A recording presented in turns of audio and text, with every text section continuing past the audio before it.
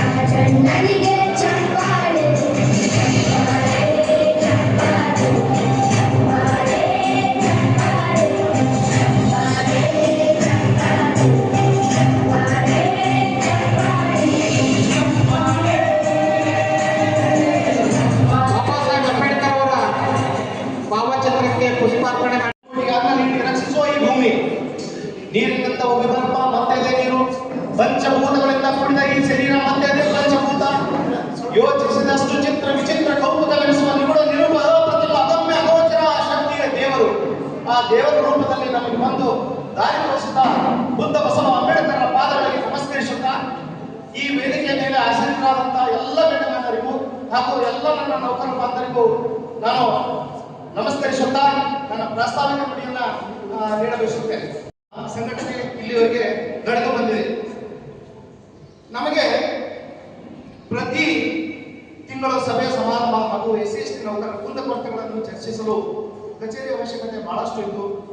ಅದರಂತೆ ಅಂಬೇಡ್ಕರ್ ಭವನದಲ್ಲಿ ರೂಮು ಖಾಲಿ ಇರುವ ವಿಷಯ ನಾವು ಮಾನ್ಯ ಆಲ್ಗು ಸಾಹೇಬರಿಗೂ ಹಾಗೂ BC ಅವರಿಗೂ ಕೂಡ ಮತ್ತು ಸಮಾಜ ಕಲ್ಯಾಣ ಅಧಿಕಾರಿಗಳಿಗೂ ಕೂಡ ನಾವು ಮನವಿಯನ್ನ ನೀಡಿದೆವು.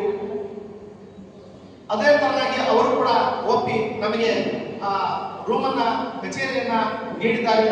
ಅವರಿಗೆ ತುಂಬ ಹೃದಯದ ಅಭಿನಂದನೆಗಳನ್ನ ಸಲ್ಲಿಸುತ್ತೇನೆ. ಅವರೆಲ್ಲರೂ ಕೂಡ ಈ ರಾಜ್ಯದಲ್ಲಿ ದಲಿತ ಚಳವಳಿ ಒಂದು ಸರಿಯಾದ ದಿಕ್ಕಿನಲ್ಲಿ ಬೆಳಲಿಕ್ಕೆ ಒಟ್ಟಿಗೆ ಕಾರಣಕರ್ತರವರು. ಇವತ್ತು ದಲಿತ ನೌಕರರು ಇವತ್ತೇನು ನಾನು ಬಿಜಾಪುರ ಜಿಲ್ಲೆಯಲ್ಲಿ ಪ್ರಾರಂಭ ಮಾಡಿದ್ದೀರಿ, ಇದು ಬಹಳ ಸ್ವಾಗತವಾಗಿರ್ತಕ್ಕಂಥ ವಿಚಾರ. ಅನೇಕ ನಿಮ್ಮ ಉದ್ದೇಶಗಳನ್ನು ಹೇಳಿದ್ರೆ ನಾವು ಏನು ಮಾಡಬೇಕು ಅನ್ನೋದ್ರ ಬಗ್ಗೆ ಪ್ರಾಸ್ತಾವಿಕ ವಿಚಾರದಲ್ಲಿ ಹೇಳಿದ್ವಿ. ನಾವು ನೌಕರಿ ಮಾಡ್ತಾ ಸಮಾಜಕ್ಕೆ ಹಿಂದಿರುಗಿ ನೋಡ್ಬೇಕಾಗ್ತದೆ, ಬ್ಯಾಕ್ ಟು ಸೊಸೈಟಿ ಅಂತ ಹೇಳಿ.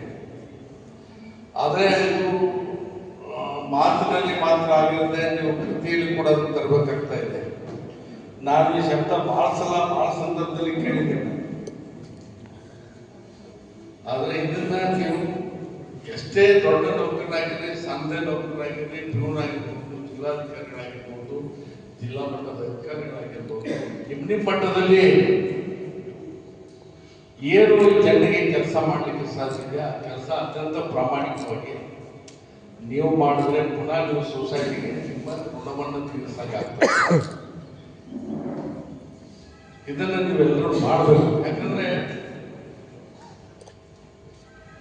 ಮೇಲ್ವರ್ಗದ ಅಧಿಕಾರಿಗಳು, ಮೇಲ್ವರ್ಗ ವರ್ಗದಿಂದ ಬಂದಂತ ಸಮಾಜದ ಅಧಿಕಾರಿಗಳು ಅವರು ಎಲ್ಲಿ ಯಾವುದಕ್ಕೂ ಕೂಡ ಹಿಂದೇಟಾಗಿಲ್ಲ. ಅವರು ಸಮಾಜಕ್ಕೆ ಸಹಾಯ ಮಾಡಬೇಕಾಗಿತ್ತು. ನಿಸ್ಸಂದೇಹವಾಗಿ ಯಾರ್ದು ಭಯ ಇಲ್ಲದೆ ಮಾಡ್ತಾರೆ.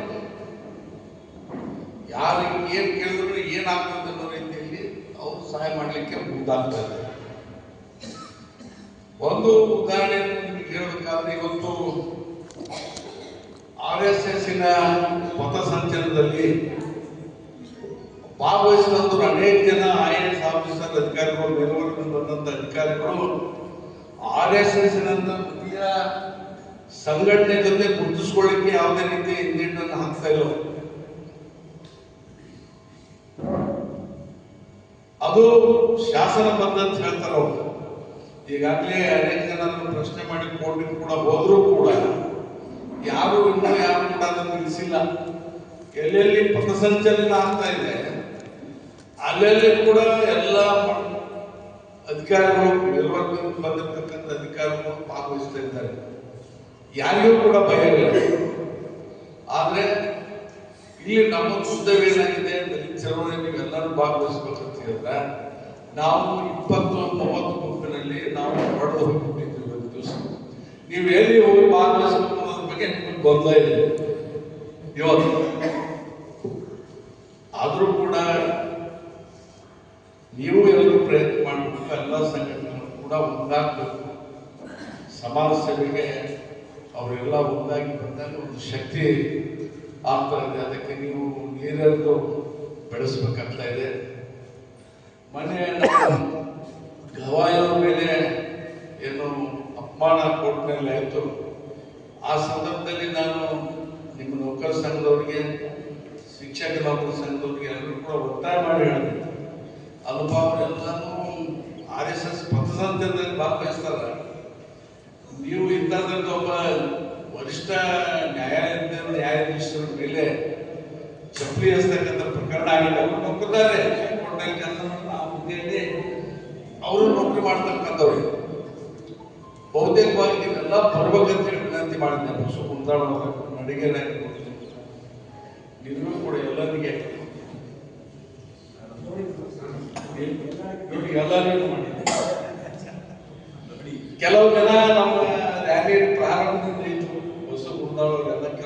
ಇದ್ರು.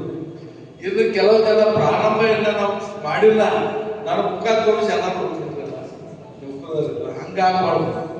ಯಾಕಂದ್ರೆ ಯಾರು ನಿಮ್ಗೆ ಏನು ಆಗಂಗಿಲ್ಲ. ಇವತ್ತೆಲ್ಲ ರಕ್ಷಣೆ ನಿಮಗಿದೆ.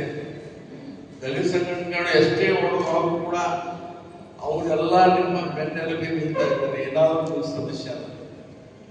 ರಾಜಮಟ್ಟದಲ್ಲಿ ಎಲ್ಲ ಪಕ್ಷದಲ್ಲಿ ಕೂಡ ನಮ್ಮ ನಾಯಕರಿದ್ದಾರೆ, ಅವರು ಕೂಡ ನಿಮ್ಮ ರಕ್ಷಣೆ ಕೊಡ್ತಾರೆ. ಅದು ದಯವಿಟ್ಟು ಸಮಾಜ ಕೆಡತಕ್ಕಂಥ ಕಾಲದಲ್ಲಿ ದಲಿತ ಸಮುದಾಯಕ್ಕೆ ಶಕ್ತಿ ಬರ್ತಕ್ಕಂಥ ಸಂದರ್ಭದಲ್ಲಿ ನೀವ್ಯಾರು ಕೂಡ ಹಿಂದೇಟ್ ಹಾಕಬಾರ್ದು.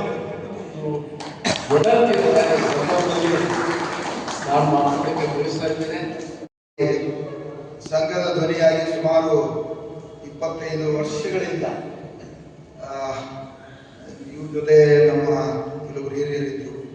ವಾಜೇಂದ್ರಿಯವರು, ಅಥರ್ಗವರು ಬಹಳ ಹಳೆಯ ಹೋರಾಟಗಾರರು. ನಾಡಗಿರಿ ಸರ್ ಇವತ್ತು ಜಿಲ್ಲಾಧ್ಯಕ್ಷರಿದ್ದಾರೆ. ಅವರಿಗೆ ಸಾಕಷ್ಟು ಅನುಭವ ಇದೆ. ಒಂದು ನೌಕರರ ಕುಂದುಕೊರತೆಯನ್ನ ಅದನ್ನ ಸರಿದೂಗಿಸುವ ಜೊತೆಗೆ ಸಮಾಜಮುಖವಾಗಿ ಒಂದು ಈ SC/ST ನೌಕರರ ಒಂದು ಸಮನ್ವಯ ಸಮಿತಿ ಮುಂದಿನ ದಿನಮಾನಗಳಲ್ಲಿ ಒಂದು ಒಳ್ಳೆಯ ಕೆಲಸ ಮಾಡಲಿ ಅನ್ನೋದ್ರ ಜೊತೆಗೆ ಪ್ರಮುಖವಾಗಿ ನಾನು ನಿಮ್ಮ ಈ ಸಮಿತಿಗೆ ಒಂದೆರಡು ಸಲಹೆಯನ್ನು ಕೊಡಲಿಕ್ಕೆ ನಾನು ಇಷ್ಟಪಡ್ತೀನಿ. ಪ್ರಮುಖವಾಗಿ ಗ್ರಾಮೀಣ ಭಾಗದಲ್ಲಿ ಈ ಸಮಾಜದಲ್ಲಿ ಶಿಕ್ಷಣದ ಕಡೆಗೆ ಮಕ್ಕಳ ಗಮನ ಕಡಿಮೆ ಆಗ್ತದೆ. ಹಿರಿಯರು ಅದರ ಬಗ್ಗೆ ಆಸಕ್ತಿ ವಹಿಸ್ತಾ ಇಲ್ಲ. ಅದರ ಜೊತೆಗೆ ಡ್ರಾಪ್ ಔಟ್ ಮಕ್ಕಳು ಅರ್ಧಮರ್ಧಕ್ಕೆ ಶಾಲೆ ನಿಲ್ಲಿಸುವಂತಹದ್ದು ಬಹಳ ಆಗ್ತಾ ಇದೆ. ಅದಕ್ಕೆ ಒಂದು ನಮ್ಮ ಹಿರಿಯರಲ್ಲಿ ಪ್ರಮುಖವಾಗಿ ಅವರಲ್ಲಿ ಶಿಕ್ಷಣದ ಕೊರತೆ ಇದೆ. ಅದರ ಜೊತೆಗೆ ಆರ್ಥಿಕವಾದಂತಹ ಸಮಸ್ಯೆನೂ ಇರಬಹುದು. ಈಗ ನಾವೆಲ್ಲರೂ ಈಗೇನೋ ನೌಕರಿ ಮಾಡ್ತಾ ಈಗ ಒಂದು ಹಂತಕ್ಕೆ ಬಂದಿದ್ದೀವಿ. ನಾವಿದ್ದಾಗೂ ಸಹ ನಮ್ಗೇನಂತಹ ನಾವು ಸಹ ಏನು ಶ್ರೀಮಂತ ಕುಟುಂಬದವರಲ್ಲ. ಇದರಲ್ಲಿ ಆಲ್ಮೋಸ್ಟ್ ಇದ್ದಂತ ಒಂದು 80-90% ಯಾರು ಶ್ರೀಮಂತ ಕುಟುಂಬದಿಂದ ಬಂದವರಲ್ಲ. ಇವತ್ತು ನಮ್ಮ ಡಾಕ್ಟರ್ ಬಾಬಾ ಸಾಹೇಬ್ ಅಂಬೇಡ್ಕರ್ ಅವರ ಒಂದು ಹೋರಾಟದ ಫಲವಾಗಿ ಇವತ್ತು ನಮಗೆಲ್ಲರಿಗೂ ಒಂದು ಸಣ್ಣ ಒಂದು ಶಕ್ತಿಯನ್ನ ನಮ್ಮಲ್ಲಿ ಕೊಟ್ಟಿದ್ದಾನೆ. ಆ ಶಕ್ತಿ ಏನಲ್ಲ, ದಯವಿಟ್ಟು ಎಲ್ಲರ ಜೊತೆಗೆ ಹಂಚ್ಕೊಡ್ರಿ ಅಂತಂದ್ರೆ ನೀವು ಎಲ್ಲರೂ ಸಹ ಲಕ್ಷಾಂಗಟ್ಟಲೆ ಖರ್ಚು ಮಾಡಿ ಅವ್ರಿಗೂ ನೋಡ್ರಿ ಅಂತಲ್ಲ. ಎಲ್ಲರೂ ಅಳಿಲು ಸೇವೆ ಮಾಡಿದ್ರು ಅದು ಬಹಳ ಒಂದು ದೊಡ್ಡ ಮಟ್ಟಕ್ಕೆ ಹೋಗುತ್ತೆ. ಅದನ್ನ ನಾನು ಪ್ರಮುಖವಾಗಿ ಈ ಒಂದು ಸಮನ್ವಯ ಸಮಿತಿ ಪ್ರಮುಖವಾಗಿ ಗ್ರಾಮೀಣ ಪ್ರತಿಭೆಗಳು, ನಮ್ಮ ಏನು ದೀನ ದಲಿತರ ಮಕ್ಕಳಿದ್ದಾರೆ, ಆ ಮಕ್ಕಳು ಆರ್ಥಿಕ ಸಮಸ್ಯೆಯಿಂದ ಬಹಳಷ್ಟು ಮಕ್ಕಳು ಶಿಕ್ಷಣದಿಂದ ಹೊರಗೆ ಹೋಗ್ತಾ ಇದ್ದಾರೆ.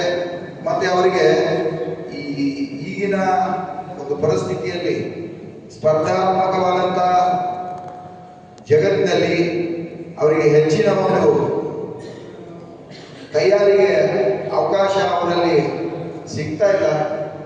ಅದಕ್ಕೆ ಈ ಸಮಿತಿ ಕೆಲವು ಪ್ರತಿಭಾನ್ವಿತ ಮಕ್ಕಳನ್ನ ದತ್ತು ಪಡೆದುಕೊಂಡು ಅವರಿಗೆ ಪೂರ್ತಿ ಒಂದು ಹಂತಕ್ಕೆ ಬರುವವರೆಗೂ ನೀವು ಅವರನ್ನು ಬೆಳೆಸಲಿಕ್ಕೆ ಒಂದು ಮುಂದಿನ ದಿನಮಾನಗಳಲ್ಲಿ ಕ್ರಮ ತೆಗೆದುಕೊಳ್ಬೇಕು. ಅದಕ್ಕೆ ಇಲ್ಲಿದ್ದಂಥ ಹೆಚ್ಚಿನ ನೌಕರರು ಅವರಿಗೆ ಬೇಕಾದಂತಹ ತನುಮನ ಧನದಿಂದ ಎಲ್ಲರೂ ಸಹಾಯ ಮಾಡಿ ಅಂತೇಳಿ ತಮ್ಮೆಲ್ಲರಲ್ಲಿ ವಿನಂತಿಸುತ್ತಾ, ನಮಗೂ ಸಹ ಅಂತ ಏನಾದರೂ ಸಣ್ಣ ಪುಟ್ಟ ಕೆಲಸಗಳಿದ್ರೆ ನಮಗೂ ಸಹ ಅಳಿಲು ಸೇವೆ ಮಾಡಲಿಕ್ಕೆ ಅವಕಾಶ ಮಾಡಿಕೊಡಿ ಅಂತೇಳಿ ಈ ಮೂಲಕ ತಮ್ಮೆಲ್ಲರೂ ವಿನಂತಿಸುತ್ತಾ ನಮಗೆ ವಂದಿಸುತ್ತಾ ನಾನು 2 ಮಾತು ಮುಗಿಸ್ತೀನಿ. ನಮಸ್ಕಾರ. ಉಳಿಸ್ಕೊಳ್ಬೇಕು. ಯಾಕಂದ್ರೆ ಒಬ್ಬ ನಿಷ್ಠಾವಂತ ಪ್ರಾಮಾಣಿಕ ಅಧಿಕಾರಿಯನ್ನ ಸಡನ್ ಆಗಿ ವರ್ಗಾವಣೆ ಮಾಡೋದಪ್ಪ ಅಂತಂದ್ರೆ ಎಲ್ಲಾ ನೌಕರರ ಮನಸ್ಥಿತಿಯನ್ನ ಕುದಿಸ್ತಕ್ಕಂಥ ಒಂದು ಕೆಲಸ ಆಗ್ತಾ ಇದೆ. ಅದಕ್ಕಾಗಿ ವೇದಿಕೆ ಮೇಲೆ ಇರ್ತಕ್ಕಂಥ ನಮ್ಮ ರಾಜು ಆಲ್ಕೂರು ಅಣ್ಣಾಜಿ ಅವರಾಗಿರ್ಬೋದು, ಗೊಣಸ್ಗೆ ಸಾಹೇಬರಾಗಿರ್ಬೋದು, ಇನ್ನಿತರ ನಮ್ಮ ರಾಜ್ಯಾಧ್ಯಕ್ಷರಾಗಿರ್ತಕ್ಕಂಥ ಡಿ ಶಿವಶಂಕರ್ ಸರ್ ಆಗಿರ್ಬೋದು, ನಮ್ಮ ಸುನಿಲ್ ಉಕ್ಲಿ ಸರ್ ಆಗಿರ್ಬೋದು, ಅವರನ್ನ ಇದೇ ಜಿಲ್ಲೆಯಲ್ಲಿ ಉಳಿಸ್ತಕ್ಕಂಥ ಸರ್ವ ಪ್ರಯತ್ನಗಳು ವೇದಿಕೆ ಮೇಲೆ ಇರ್ತಕ್ಕಂಥ ಗಣ್ಯರು ಮಾಡಬೇಕು. ನಮ್ಮ ಸರನ್ನ ಇದೇ ಜಿಲ್ಲೆಯಲ್ಲಿ ಉಳಿಸ್ತಕ್ಕಂಥ ಒಂದು ಕೆಲಸ ಮಾಡಬೇಕು ಅಂತ ನಮ್ಮ ಸಮನ್ವಯ ಸಮಿತಿಯಿಂದ ರಾಜ್ಯ ಮತ್ತು ಎಲ್ಲ ತಾಲೂಕಾ ಸಮಿತಿ, ಜಿಲ್ಲಾ ಸಮಿತಿಯ ಪರವಾಗಿ ತಮ್ಮೆಲ್ಲರಲ್ಲಿ ನನ್ನ ವಿನಂತಿ ಪೂರ್ವಕವಾಗಿ ನಾವು ವಿನಂತಿಸಿಕೊಳ್ತೇನೆ. Please sir. ಈಗ ಕಾರ್ಯಕ್ರಮದ ಮುಂದಿನ ಹಂತ ಸರಳ ಸಜ್ಜನಿಕೆ ಸಾಕಾರ ಮೂರ್ತಿ. ಇಡೀ ರಾಜ್ಯಾದ್ಯಂತ ದಲಿತ ನೌಕರರಲ್ಲಿ ಒಂದು ಸಾಮಾಜಿಕ ಜವಾಬ್ದಾರಿಯನ್ನು ಬಿತ್ತುವಲ್ಲಿ ಕಂಕಣಬದ್ಧರಾಗಿ ಇಡೀ ರಾಜ್ಯಾದ್ಯಂತ ಸುತ್ತಾಡಿ ಬಂದಿರತಕ್ಕಂಥ ಡಿ ಶಿವಶಂಕರ್ ಸರ್ ಅವರು ಈ ವೇದಿಕೆಯ ಪರವಾಗಿ ನಾವು ಮಾತಾಡಬೇಕಂತ ಅವರಿಗೆ ಕೇಳಿಕೊಳ್ಳುತ್ತೇವೆ. ಆಯೋಗದ ಸದಸ್ಯರಾಗಿ ನೇಮಕ ಹೊಂದಿದ್ದಾರೆ. ನಮ್ಗೆಲ್ಲರಿಗೂ ಆಸೆ ಇತ್ತು ಸಾಹೇಬರನ್ನ ಈ ಕಾರ್ಯಕ್ರಮಕ್ಕೆ ಕರೆದು ಸನ್ಮಾನ ಮಾಡಬೇಕೆಂದು. ಅದಕ್ಕಾಗಿ ಈ ವೇದಿಕೆ ಪರವಾಗಿ ಮತ್ತೊಮ್ಮೆ ಜೋರಾದ ಚಪ್ಪಾಳೆ ಮುಖಾಂತರ ಅವರಿಗೆ ಅಭಿನಂದನೆಗಳು, ವಂದನೆಗಳನ್ನು ಅರ್ಪಿಸುತ್ತಾ ಈಗ ಕಾರ್ಯಕ್ರಮವನ್ನು ಉದ್ದೇಶಿಸಿ ನಾವು ಬಹಳ ಇಷ್ಟಪಡ್ತಾ ಇದ್ದೇನೆ. ಅದ್ರ ಜೊತೆಗೆ ಸಮುದಾಯದಲ್ಲಿ ತೊಡಗಿಸಿಕೊಳ್ಳತಕ್ಕಂಥದ್ದೇನಲ್ಲ, ಇದು ಬಹಳ ಮಟ್ಟಿಗೆ ನಾವು ನೋಡ್ತಾ ಇದ್ದೀವಿ. ನಾನು ಆಯೋಗದ ಸದಸ್ಯನಾದ ಮೇಲೆ ಆಲ್ಕೂರು ಸಾಹೇಬರಲ್ಲಿ ಒಂದು ನಿರ್ಣಯ ಮಾಡ್ತಾ ಇದ್ದೇನೆ. ಸುಮಾರು ಒಂದು 2-3 ಜಿಲ್ಲೆಯಲ್ಲಿ ನಾವು ತಿರುಗಾಡಿದ್ದೀವಿ. ಈಗ SCP TS ನಾವು ನೋಡಿದಾಗೆ ಅದರಲ್ಲಿ ಕಾರ್ಪೊರೇಷನ್ಸ್ ಏನು ಮಹಾನಗರ ಪಾಲಿಕೆ ಕೇಳಿದ್ರೆ ಯಾವುದೂ ಕೂಡ ಸಮರ್ಪಕವಾಗಿ ಅನುಷ್ಠಾನಗೊಳ್ಳದಿರ್ತಕ್ಕಂಥ ನಮ್ಮ ಗಮನಕ್ಕೆ ಬಂದಿದೆ. ನಿನ್ನೆ ನಾನು ಹುಬ್ಬಳ್ಳಿಯಲ್ಲಿ ನಮ್ಮ ಆಯೋಗದ ಅಧ್ಯಕ್ಷರ ಜೊತೆ ಒಂದು ಮರ್ಯಾದೆ ಅಂತ ಆಯಿತು. ಹುಬ್ಬಳ್ಳಿ ಗ್ರಾಮಾಂತರ ಪೊಲೀಸ್ ಠಾಣೆಯಲ್ಲಿ ಅದು ಕೂಡ ನಾವು ವಿಸಿಟ್ ಮಾಡಿದೆವು. ಒಬ್ಬ ದಲಿತ ಯುವಕ ಒಬ್ಬ ಮೇಲ್ವರ್ಗದ ಯುವತಿಯನ್ನ ಪ್ರೀತಿಸಿ ಲಗ್ನ ಆದಾಗ ಅವರು ಯಾವುದೋ ಒಂದು ಶ್ರೀಮಂತ ಕಾರ್ಯಕ್ರಮಕ್ಕೆ ಒಂದು ನೆಪ ಮಾಡಿಕೊಂಡು ಕರೆಸಿ ಅವಳನ್ನ ಹತ್ಯೆಗಿಡೆ ಮಾಡಿದ್ದಾರೆ. ಅಲ್ಲಿ ಜೀವ ಹೋಗಿದ್ದು 2 ಜೀವ. ಅವಳು ತುಂಬಾ ಗರ್ಭಿಣಿ ಇದ್ದಂತಹ ಹೆಣ್ಮಕ್ಳನ್ನ ಕೊಡ್ಲಿ ಮತ್ತು ಮಂಚಿಂದ ಕೊಚ್ಚಿ ಹಾಕಿದ್ದಾರೆ. ಅದನ್ನು ಕೂಡ ನಾವು ಹೋಗಿ ಸ್ಪಾಟ್ ಅಲ್ಲಿ ಹೋಗಿ ವಿಸಿಟ್ ಮಾಡಿ ಆಯೋಗದ ಅಧ್ಯಕ್ಷರ ಜೊತೆ ನಾನು ಕೂಡ ಹೋಗಿದ್ದೆ. ಅಲ್ಲಿ ಇರ್ತಕ್ಕಂಥ SP ಅವ್ರನ್ನ DC ಅವ್ರನ್ನ ಎಲ್ಲ ಕರೆದು ನಾವು ಸಮಾಲೋಚನೆ ಮಾಡಿ ಅವರ ವಿರುದ್ಧ ಕಠಿಣ ಶಿಕ್ಷೆ ಕ್ರಮವನ್ನು ತೆಗೆದುಕೊಳ್ಳಲಿಕ್ಕೆ ಕೂಡ ನಾವು ಹೇಳಿದ್ದೇವೆ. ಯಾಕೆ ನೀವು ನೌಕರ ಪತ್ರ ದೊಡ್ಡದಂತ ನೀವು ಹಾಕಿದ್ರಲ್ಲ, ಬಹಳ ಶ್ಲಾಘನೀಯವಾಗಿರ್ತಕ್ಕಂಥದ್ದು.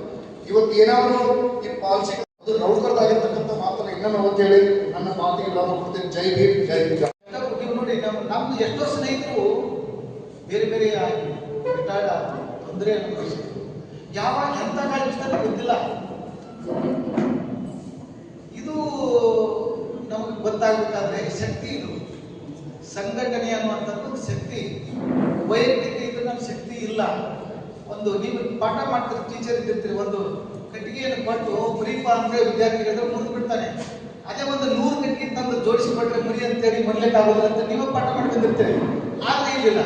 ನಮ್ಮ ಸಾಹೇಬ್ ಪ್ರೊಫೆಸರ್ ಸರ್ ಹೇಳಿದ್ರು, ಇವತ್ತು ಸಂಘಟನೆಗಳನ್ನು 108 ಸಂಘಟನೆಗಳಾಗಿ ಕಳೆದುಕೊಂಡು ಬಿಟ್ಟಿದ್ದೀವಿ. ಆ ಶಕ್ತಿ, ಆ ತುಡಿತ, ಆ ವೇಗ ಅವು ಯಾವ ಇಲ್ಲ. ಸ್ವಾರ್ಥಪರವಾಗಿ ನಾವೆಲ್ಲ ಸಂಘಟನೆ ಮಾಡೋದು. ಭಗವಾನ್ ಬುದ್ಧರು ಅವಾಗನೇ ಸಂಘವನ್ನು ಸ್ಥಾಪನೆ ಮಾಡಿದರು. ಈ ದೇಶದಲ್ಲಿ ಸ್ಥಾಪನೆ ಮಾಡಿದಂಥವರು ಮೊದಲು ಇವತ್ತೂವರೆಗೂ ಸಂಘ, ಸಂಸ್ಥೆ, ಸಮಿತಿ, ವಿಹಾರಗಳು ಚಾಲ್ತಿಯಲ್ಲಿದ್ದಾವ. ಇದನ್ನ ಮಹಾತ್ಮ ಬುದ್ಧರು ಪ್ರಾರಂಭ ಮಾಡಿದರು. ಸಂಘ ಅದರ ಆಯ್ಕೆ ಕೂಡ ಅಲ್ಲಿ ಯಾರು ಇದು ಬರ್ತಾರೋ ಅವ್ರನ್ನು ಕೂಡ ಪ್ರಜಾಪ್ರಭುತ್ವ ವ್ಯವಸ್ಥೆಯಲ್ಲಿ ಹೆಚ್ಚು ಯಾರು ಆಯ್ಕೆ ಕೊಡ್ತಾರೋ ಅವ್ರನ್ನ ಆಯ್ಕೆ ಮಾಡುವಂಥದ್ದು. ಇಲ್ಲಿ ಪರಿವರ್ತನೆ ಅನ್ನುವಂಥದ್ದು ನೋಡಿ, ಬಾಬಾ ಸಾಹೇಬ್ ಅಂಬೇಡ್ಕರ್ ಅವರು ಮಗನ್ ನೋಡ್ಲಿಲ್ಲ, ಮಗ ಬಹಳ ಶಕ್ತಿ ಬರ್ತದೆ. ಯಶವಂತ ನನ್ನಪ್ಪ ಏನ್ ಮಾಡಿದ, ನಾನು ಎಲ್ಲ ಬಿಟ್ಟು ನಮಗಾಗಿ ಇಡೀ ಕೋಟಿ ಶೋಷಿತರಾಗಿ ದುಡಿತಾ ಇದ್ರು, ಕೆಲಸ ಮಾಡ್ತಾ ಇದ್ರು. ಅವ್ರಿಗೆ ಬೇಕಾಗಿತ್ತು ಅಂದ್ರೆ ಅಮೆರಿಕದಲ್ಲಿ ದೊಡ್ಡ ಉಪನ್ಯಾಸಕರಾಗಿ ಯೂನಿವರ್ಸಿಟಿಯಲ್ಲಿ ಅಲ್ಲಿ ಇದ್ದುಕೊಳ್ಳೋದು. ಮ್ಯಾಗಸೆ ಡೊನಾಲ್ಡ್ ಅವರು ಬಹಳ ಆತ್ಮೀಯರಾಗಿದ್ರು. ಸಿಡ್ನವರು ಅಲ್ಲಿ ಇದರಲ್ಲಿ ಲಂಡನ್ನಲ್ಲಿ ಒಂದು ದೊಡ್ಡ ಹುದ್ದೆಯಲ್ಲಿ ಇಟ್ಕೊಂಡು ಬರ್ಬೋದಾಗಿತ್ತು. ಸಂವಿಧಾನ ರಚನೆ ವೇಳೆಯಲ್ಲಿ ವಲ್ಲಭಭಾಯಿ ಪಟೇಲ್ ಹೋಗ್ತಾರೆ, ಈ ಮೀಸಲಾತಿ ಸ್ವಲ್ಪ ಗಮನ ಹರಿಸಿ, ಬೇಡ ನಮ್ಮ ಒಡೆದೋಗ್ತ ಸಮಾಜ. ಸಾಹೇಬರು ರಾಜೀನಾಮೆ ಪತ್ರ ಕೈಲಿ ಕೊಟ್ಟಿರ್ತಾರೆ, ರಾಜೀನಾಮೆ ಪತ್ರ ಕೊಡ್ತಾರೆ ನೋಡಿ. ಅಂತ ಮೀಸಲಾತಿ ನಾವು ತಗೊಂಡು ಇವತ್ತು ನೆಮ್ಮದಿ ಜೀವನ ಸಾಗಿಸ್ತೀವಿ ನೋಡಿ. ಹೇಗಿದೆ ಬಾಬಾ ಸಾಹೇಬ್ ಅಂಬೇಡ್ಕರ್ ಅವರು ಹೇಳ್ತಾರೆ, ಮಗ ಯಶವಂತಗ ನಾನು ಎಲ್ಲ ಇಟ್ಕೊಂಡು ನಾನು ವಿರೋಧ ಕಟ್ಕೊಂಡು ಮಗನ ವಿರೋಧ ಕಟ್ಕೊಳ್ತಾರೆ, ಎಲ್ಲ ಬಂಧುಗಳು ನಮ್ಮ ಮಗನಿಗೆ ಒಂದು 40,000 ರೂಪಾಯಿ ಮನೆ ಕಳಿಸಿದ್ದೀನಿ, ಒಂದು ಭರಪೂಷಣ ಪ್ರಿಂಟಿಂಗ್ ಪ್ರೆಸ್ ಹಾಕಿದ್ದೀನಿ. ನನ್ನ ಜೀವನ ನಾನು ಹೇಗಾದರೂ ಮಾಡಿ ನನ್ನ ಈ ಕೋಟಿ ಸಮುದಾಯಕ್ಕೆ ಒಂದು ಮೀಸಲಾತಿ ಕಲ್ಪಿಸಲಿಕ್ಕೆ ನನಗೊಂದು ಸದಸ್ಯ ಸ್ಥಾನ ಸಿಕ್ಕರೆ ಸಾಕು ಅಂತೇಳಿ ಬಾಂಗ್ಲಾ ಇವತ್ತು ಪಡೆದೋಗ್ಯದ. ಅಲ್ಲಿಂದ ಅವ್ರ ಆಯ್ಕೆ ಬಂದು ಮುಂದೆ ಅವರ ಪ್ರಭುತ್ವ ವಿದ್ಯುತ್ವದಿಂದ ಅವರೇ ಚೇರ್ಮನ್ ಆಗ್ತಾರೆ. ನಮಗೆ ಇವತ್ತು ಬೆಳಕನ್ನು ಕೊಟ್ಟಿದ್ದಾರೆ, ಸೂರ್ಯೋದಯ ಕೊಟ್ಟಿದ್ದಾರೆ, ಅನ್ನ ಕೊಟ್ಟಿದ್ದಾರೆ. ಸಂವಿಧಾನದ ಬಗ್ಗೆ ಪರಿವರ್ತನೆ ಅನ್ನುವಂಥದ್ದು ಇಲ್ಲಿ 100 ಜನ ಸೇರಿದ್ರಂತ ನಾನು ಅವಕಾಶ ಮಾಡಿದೆ. 100 ಜನ ಅಂದ್ರೆ 100 ಗ್ರಾಮದವ್ರು ಒಂದೊಂದು ಗ್ರಾಮದವ್ರು ಬಂದಿದ್ದಾರೆ. ನಾನು ಒಂದು ಗ್ರಾಮದಿಂದ ಬಂದಿದ್ದೆ. ಒಂದು ಗ್ರಾಮದಲ್ಲಿ ಅಂಬೇಡ್ಕರ್ ಅವರನ್ನ ತೋರ್ದು ಹೋಗುವಂತ ಕೆಲಸ ಮಾಡಿ ಸಂವಿಧಾನವನ್ನು ಒಯ್ಯುವ ಕೆಲಸ ಮಾಡಿ ಬಹಳ ಕಠಿಣ ಇದೆ. ನಾವು ಫಲಾನುಭವಿ ಮೀಸಲಾತಿ, ನಮಗೆ ಮೀಸಲಾತಿ ಇರಲಿಲ್ಲ ಅಂದ್ರೆ ನಮಗೆ ಕಸ ಗುಡಿಸಲಕ್ಕೂ ಕೊಡ್ತಿದ್ದಿಲ್ಲ. ಕಾರ್ಪೊರೇಷನ್ ಪಂಚಾಯತಿ ಕಸ ಗುಡಿಸುವಂತ ಕೆಲಸನೂ ಸಿಗ್ತಿರ್ಲಿಲ್ಲ. ನಮ್ಮಲ್ಲಿ ಜೀವನ ಬದುಕ್ತಾ ಇದ್ದೀವಿ. ಅದಕ್ಕೆ ಅವರು ನಾಡಿಗರವರ ಪರಿವರ್ತನೆ ಏನಿ ನಾವು ಮನಸ್ಸು ಮಾಡ್ತೀವಿ. ಇಲ್ಲಿ ಹಾಡುವಂತ ದೇವರು ಬುದ್ಧ ಹೇಳಿದ ದೇವರನ್ನಂತೂ ನಂಬಿಲ್ಲ, ದೇವರು ಇಲ್ಲ, ನೈತಿಕತೆ ದೇವರು ಅನ್ನುವಂಥದ್ದನ್ನು ಹೇಳಿ ಬಸವಣ್ಣವರು ಕೂಡ ಹೇಳಿದ್ರು, ಕಲ್ಲು ದೇವರು ದೇವರಲ್ಲ, ಮಣ್ಣು ದೇವರು ದೇವರಲ್ಲ, ಪಂಚಲೋಕಗಳ ದೇವರಲ್ಲ, ಕಾಶಿ ಸೇತು ಬಂದ ರಾಮೇಶ್ವರ ಕೇದಾರಗಳ ಅಷ್ಟಂಗಳಲ್ಲಿನ ದೇವರು ದೇವರಲ್ಲ, ತನ್ನ ತಾನೇ ದೇವರು ಅಂತ ಹೇಳಿ ಮತ್ತೆ ನಾವು ದೇವರು ಎಷ್ಟು ಎಲ್ಲೆಲ್ಲಿ ದೇವರು ಪೂಜೆ ಮಾಡಲಿಕ್ಕೆ ನಾವು ಹೋಗ್ತಾ ಇದ್ದೀವಿ. ನೀವು ನೋಡಿದ್ರೆ ಬಸವಣ್ಣನವರನ್ನು ತರುವುದಿಲ್ಲ, ನಾವು ಬಾಬಾ ಸಾಹೇಬ್ ಅಂಬೇಡ್ಕರ್ ಅವರನ್ನು ತರುವುದಿಲ್ಲ, ಬುದ್ಧನನ್ನು ತರುವುದಿಲ್ಲ. ಬುದ್ಧನ ವಿಚಾರ ಅವರಿಗೆ ಅಥವಾ ಬಾಬಾ ಸಾಹೇಬ್ ಅಂಬೇಡ್ಕರ್ ವಿಚಾರ ಬರಬೇಕಲ್ಲ. ನಾನು ಕಷ್ಟಪಟ್ಟ ನೌಕರಿಯಾಗಿ ಒಂದು ಅಂಬೇಡ್ಕರ್ ಮಾಡ್ಕೊಂಡು 22 ವಿಚಾರ ಮಾಡಲು ಅನಿಸುವವನು ಗುಲಾಮ. ಜೂನಿಯರ್ ಮಾರ್ಟಿನ್ ಲೂಥರ್ ಕಿಂಗ್ ಒಂದು ಮಾತನ್ನ ಹೇಳಿ ಹೋದ, ನನ್ನ ಈ ಕಾಲದ ಸಾಮಾಜಿಕ ತಾರತಮ್ಯದ ನಡವಳಿಕೆಗಳಿಗೆ ಕಾರಣ ದುಷ್ಟರ ಅಟ್ಟಹಾಸ ಅಲ್ಲ. ನನ್ನ ಈ ಕಾಲದ ಸಾಮಾಜಿಕ ತಾರತಮ್ಯದ ನಡವಳಿಕೆಗಳಿಗೆ ಕಾರಣ ದುಷ್ಟರ ಅಟ್ಟಹಾಸ ಅಲ್ಲ, ಬದಲಾಗಿ ಇವೆಲ್ಲವನ್ನು ನೋಡಿಕೊಂಡು ಏನೂ ಆಗಿಲ್ಲವೆಂಬಂತೆ ಸುಮ್ಮನೆ ಕುಳಿತಿರುವ ಒಳ್ಳೆಯ ಜನರ ಮೌನ ಕಾರಣ ಅಂತ ಹೇಳಿದರು. ವೇದಿಕೆಯ ಮೇಲಿನ ನಮ್ಮ ಸಮಾಜದ ಶಕ್ತಿ ಇವತ್ತಿನವರೆಗೂ ನಾನು ಸಂವಿಧಾನ ಅಂತ ಮನೆ ನೋಡಿದ್ದೇನೆ, ನನಗೊಂದು ಹೆಲ್ಪ್ ಮಾಡಿ ಅಂತ ಹೋಗಿಲ್ಲ. ಆದರೂ ನಾನು ಅವರನ್ನು ಪ್ರೀತಿಸ್ತೇನೆ, ಯಾಕಂದ್ರೆ ಸಮಾಜಮುಖಿ ಬದುಕನ್ನು ಅಳವಡಿಸಿಕೊಂಡಿದ್ದಾರೆ, ನನ್ನ ಸಮಾಜದ ಶಕ್ತಿ ಅಂತ ನಂಬಿದೆ. ಅದೇ ರೀತಿಯಾಗಿ ಇದೀಗ ಮಾತನಾಡಿ ಹೋಗಿರತಕ್ಕಂಥ ಯಾವ ಅಂಬೇಡ್ಕರ್ ಪವರ್ ಇರೋ ಪೋಸ್ಟ್ ನಲ್ಲಿ ನೀವು ಕೂತ್ಕೋಬೇಕು ಅಂದಾಗ 4 ಜನರಿಗೆ ಹೆಲ್ಪ್ ಮಾಡಕ್ಕಾಗುತ್ತ ನಂಬಿದ್ರು, ತನ್ನ ತಂದೆಯ ಜೊತೆಗೆ ಹೋಗಿ ಮಾಡಿದ ತಹಶೀಲ್ದಾರ್ನ ಅವಮಾನದಿಂದ ಒಂದಲ್ಲ ಒಂದು ದಿನ ನಾನು ಆ ಚೇರ್ ಮೇಲೆ ಕುತ್ಕೋತೀನಿ ಅಂದುಬಿಟ್ಟು ಅದಕ್ಕಿಂತಲೂ ಹೆಚ್ಚಿನ ಚೇರ್ ಮೇಲೆ ಕುತ್ಕೊಂಡು ನಮಗೆ ಆದರ್ಶಪ್ರಾಯರಾದ ಅಪರ ಜಿಲ್ಲಾಧಿಕಾರಿಗಳು, ಎಷ್ಟು ಜನ ರಾಜಕಾರಣಿಗಳಿದ್ದಾರೆ, ಎಷ್ಟು ಜನ ಸಂಘಟಕರಿದ್ದರೇನು ಸಂಘಟನೆಗಳಿದ್ದಾರೆ, ಎಷ್ಟು ಜನ ನೌಕರ ವರ್ಗದವರಿದ್ದಾರೆ, ಎಷ್ಟು ಜನ ವಿದ್ಯಾವಂತರಿದ್ದಾರೆ. ಇವತ್ತಿನವರೆಗೂ ನಮ್ಮ ಕನಸಿನ ಭಾರತ ನಿರ್ಮಾಣ ಆಗಲೇ ಇಲ್ಲ. ನಮ್ಮ ಕನಸಿನ ಭಾರತ ನಿರ್ಮಾಣ ಆಗಲೇ ಇಲ್ಲ. ಯಾಕೆಂದ್ರೆ ಬಾಬಾ ಸಾಹೇಬರನ್ನ ನಾವು ಅನುಸರಿಸಲಿಲ್ಲ. ಬಾಬಾ ಸಾಹೇಬರು ವಾರ್ನಿಂಗ್ ಕೊಟ್ಟಿದ್ರು,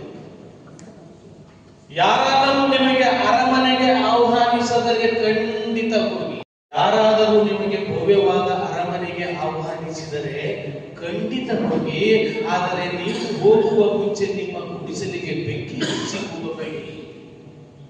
ನಿಮ್ಮ ಗುಡಿಸಲುಗಳಿಗೆ ಬೆಂಕಿ ಹಚ್ಚಿ ಹೋಗಬೇಡಿ.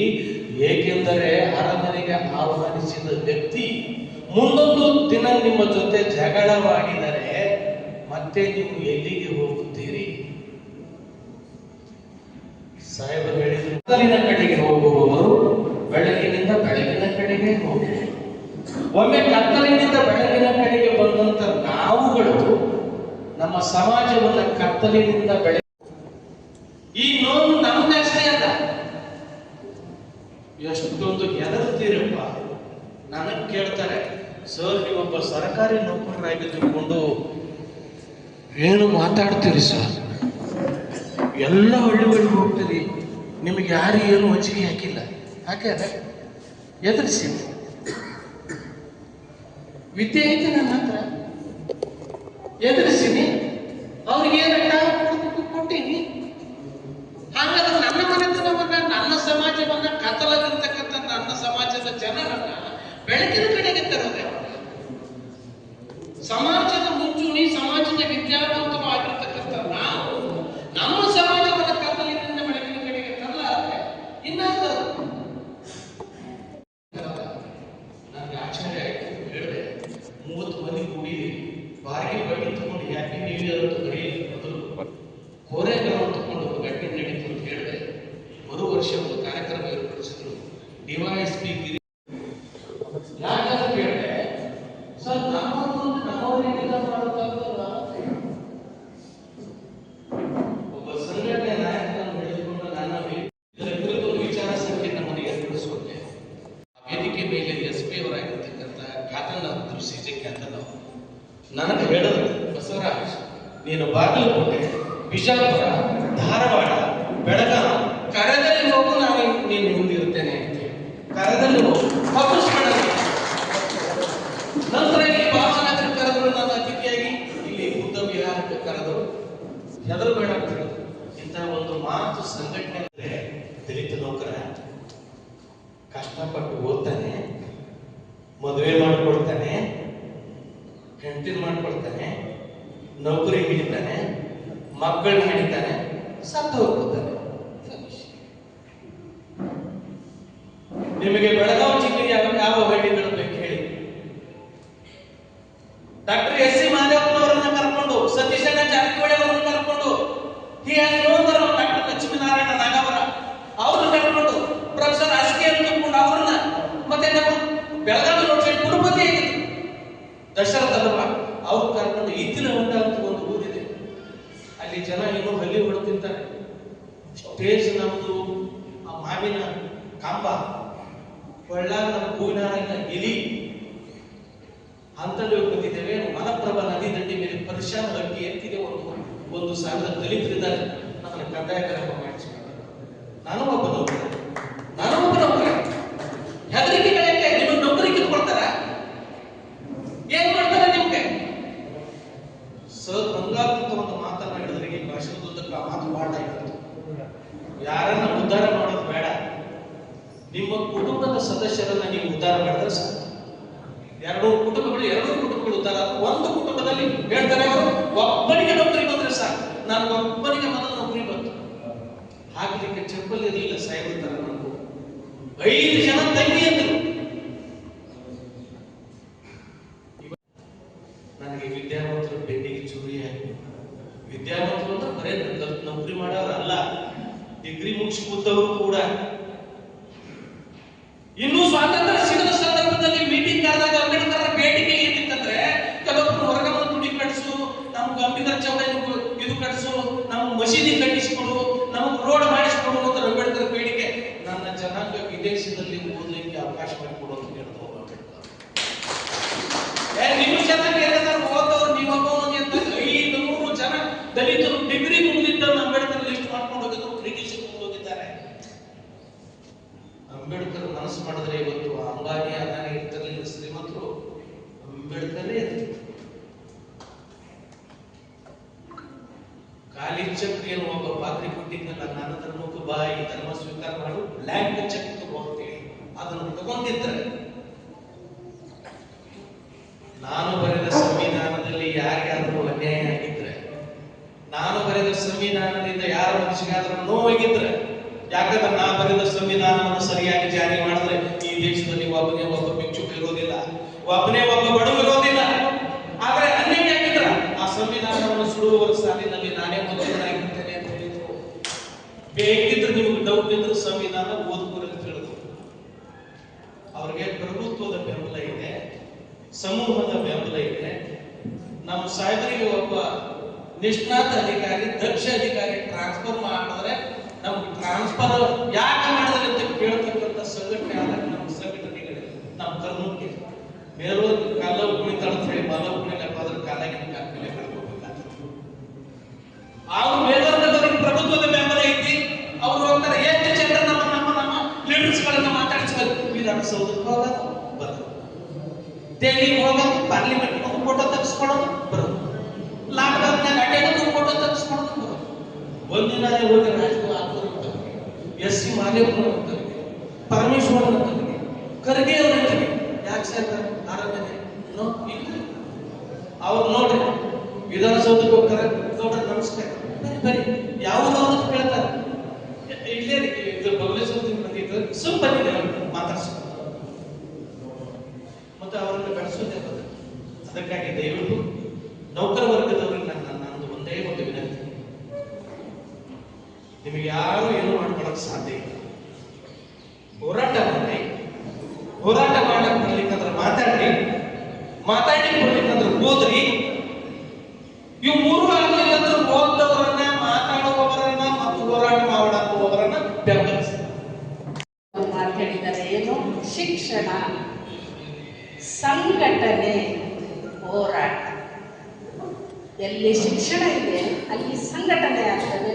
ಸಂಘಟನೆ ಇದ್ದಾಗ ಹೋರಾಟದ ಕಿಚ್ಚು ತಾನೇ ಬಂದೇ ಬರುತ್ತೆ ಅಂತ. ಇನ್ನೂ ನಾವು ಶಿಕ್ಷಣ ಪಡೆಯುವುದರಲ್ಲಿಯೇ ನಾವು ತುಂಬ ಹಿಂದಿದ್ದೀವಿ. ಓದಿದ್ರೆ ಏನು ಬರ್ತದ? ನಾವು ಓದ್ಲಾರ್ದೆ ಬದುಕಿಲ್ಲೇನು ಅನ್ನುವಂಥದ್ದು. ನಾನು ಒಂದು ಪರಿವರ್ತನೆ ಮಾಡಿದ್ದೀನಿ, ನಮ್ಮ ಸಾಹೇಬರಿಗೆ ಹೇಳಿ ಬಯಸ್ತಾ ಇದ್ದೀನಿ. ನನ್ನ ಮಗಳು ಅಮೃತ, ಡಾಕ್ಟರ್ ಲಿಂಗರಾಜ್, ಅವ್ರಿಗೆ ಅಂಬೇಡ್ಕರ್ ಅಂತ ಗೊತ್ತಿರಲಿಲ್ಲ. ಈ ವಾಸ MS ಏನೇ ಓದಿಲ್ಲ ನಾನು ಹೇಳಕ್ ಕೊಡಲ್ಲ. ಅಂಬೇಡ್ಕರ್ ಅವರು ಎಷ್ಟು ಓದಿದಾರೆ. ಇವತ್ತು ನಿಮಾನ್ಸಲ್ಲಿ ಅವರು ಪ್ರೊಫೆಸರ್ ಇದ್ದಾರೆ, ಅಸಿಸ್ಟೆಂಟ್ ಪ್ರೊಫೆಸರು. ಅವ್ರಿಗೆ ಅಂಬೇಡ್ಕರ್ ಅಂತ ಗೊತ್ತಿದ್ದಿದ್ರೆ ಅವ್ರು ಮುಂದಿಸ್ಕೊಂಡು ನಮ್ಮ ಮನೆ ಹೇಳಿದ್ರಿ ಸರ್ ಅವರಿಗೆ. ಈಗ ಅವ್ರು ಎಂಥ ಸಂಘಟನೆ ಮಾಡ್ತಾ ಇದ್ದಾರೆ ಅಂದ್ರೆ ನಂಗೆ ಸಾಕು, ನನಗೆ ಇಷ್ಟು ಪರಿವರ್ತನೆ ಆಗಿದೆ ಸಾಕು. ಈಗೀಗ ನಿಮಾನ್ಸಿಗೆ ಹೋದ್ರೆ ಡಾಕ್ಟರ್ ಲಿಂಗರಾಜ್ ಅಂತ ಕೇಳಿ ನನ್ನ ಬಂಧುಗಳು ಬಂದಾಗ ಅಂತ ಹೇಳಿ ಅವ್ರು ಎಂಥ ಸೇವೆ ಕೊಡ್ತಾರೆ ನನಗೆ. ಅವ್ರಿಗೆ ಅಂಬೇಡ್ಕರ್ ಓದ್ನಾದೆ, ನಿಮ್ಮ ತಂದೆ ತಾಯಿ ಟೀಚರು ನಿಮ್ಗೆ ಇದು ಹೇಳಲಿಲ್ಲೇನು ಯಾರು? ನಾನು ಎಷ್ಟು ಕಷ್ಟಪಟ್ಟಿದ್ದೀನಿ. ನಾವಿದೆಲ್ಲ ನೀರು ಹಾಕಿಸ್ಕೊತಿದ್ದೇವಲ್ಲ, ನಮ್ಗೆ ಹಳ್ಯಾಗ ನೀರು ಕುಡಿತೀವ್ರದ ಹಿಂಗೆ ನೀರು ಹಾಕಿಸ್ತಿದ್ರು. ನಾವು ಕೊಡಗಳು ಇಟ್ಕೊಂಡು ಕಾಯ್ಕೊಂಡು ಕುಂದಿರ್ಬೇಕ್ರಿ. ಅವ್ರು ಬಾವ್ಯಾಗ ಹೋಗಿ ನೀರು ಯಾವಾಗ ತಂದು ನಮ್ಮ ಕೊಡಕ್ಕೆ ಹಾಕ್ತಾರೆ, ನಾವು ಎತ್ಕೊಂಡು ಯಾವಾಗ ಬರ್ತೀವಿ ಅವಾಗ ಕುಡಿಲ್ಲ ನೀರು ನಮ್ಗೆ. ಆದರೆ ಒಂದು ಮಾತು ನಾನು ನೆನ್ಪಿಡ್ತೀನಿ, ಶಿಕ್ಷಣ ಎಷ್ಟು ನಮ್ಮ ಜೀವನವನ್ನು ಬದಲಾವಣೆ ಮಾಡ್ತು ಅಂದ್ರೆ, ನಮ್ಮ ತಂದೆ ತಾಯಿ 3 ಜನ ಇದ್ರು, ಒಬ್ಬಳೇ ಓದಿದ್ಲು ನನ್ನ ತಾಯಿ ಓದಿದವಳು ಇತ್ತು ಅಂತ ನಾವೆಲ್ಲರೂ ಓದಿದ್ವಿ. ನಮ್ಮ ಇಬ್ಬರು ಚಿಕ್ಕಮ್ಮಗಳು ಓದಿರ್ಲಿಲ್ಲಲ್ಲ, ಅವ್ರ ಮಕ್ಕಳು ಯಾರು ಓದಲಿಲ್ಲ. ಅದು ಇನ್ನ ಮತ್ತೆ ನಿಮ್ಮ ಹಳೇ ಪದ್ಧತಿ ಹೇಳ್ಕೊಂತ ಹೋದ್ರೆ ಅದನ್ನು ನಮ್ಮ ಭಯ ಬೀಳಿಸುವಂಥ ಪದ್ಧತಿಯನ್ನು ನಾವು ಅನುಭವಿಸಿದ್ದೀವಿ. ಅಂಥ ಒಂದು ಕೆಟ್ಟ ಪರಿಸ್ಥಿತಿಯಲ್ಲಿ, ಪ್ರಕ್ಷುಬ್ಧ ವಾತಾವರಣದಲ್ಲಿ ಹೂವಿನಂತೆ ಪರಿಮಳ ಸೂಸಿ ಒತ್ತ ಬೆಳೆದಂಥ ಆ ಅಂಬೇಡ್ಕರ್ ಅವರನ್ನು ನಾವು ಎಷ್ಟು ನೆನೆದರೂ ಕಡಿಮೆ ಅಂತ.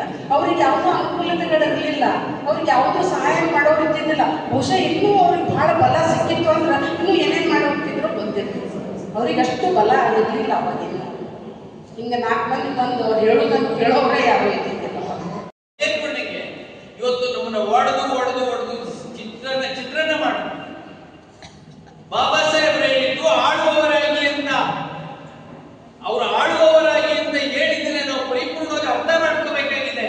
ಅದನ್ನೇ ಗೆಡೂರು ಸರಿ ಓದ್ಬೇಕಾಗಿದೆ, ಕೇಳಬೇಕಾಗಿದೆ, ಚರ್ಚೆ ಬಾಯ್ಬಿಟ್ಟು ಮಾತಾಡ್ಬೇಕಾಗಿದೆ.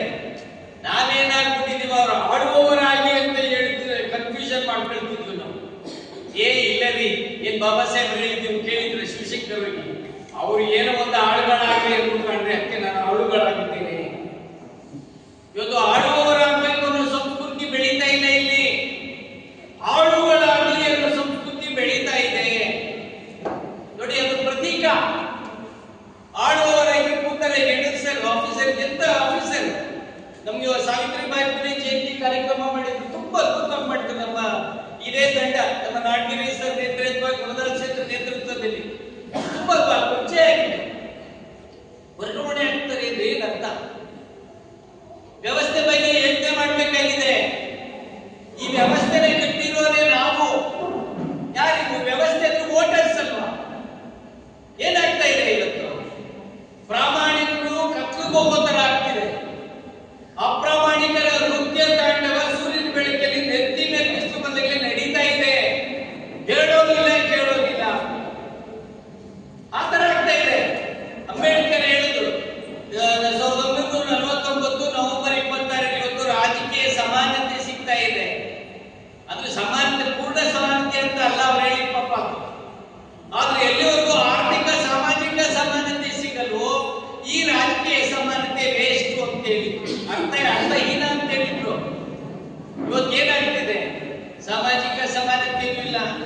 ರಾಜಕೀಯ ರಂಗದ ಆರ್ಥಿಕ ಅಸಮಾನತೆ ಮೊದಲೇ ಇಲ್ಲ.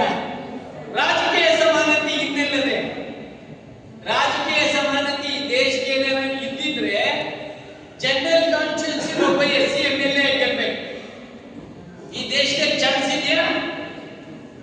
ನಾವೇನಿದ್ರು ಕೂಡ ಕಾಲೋನಿ ವಾಸಿಗಳು, ಹಟ್ಟಿ ವಾಸಿಗಳು, ತಾಂಡವಾಸಿಗಳ ತರ ಆಗಿದ್ದೀವಿ.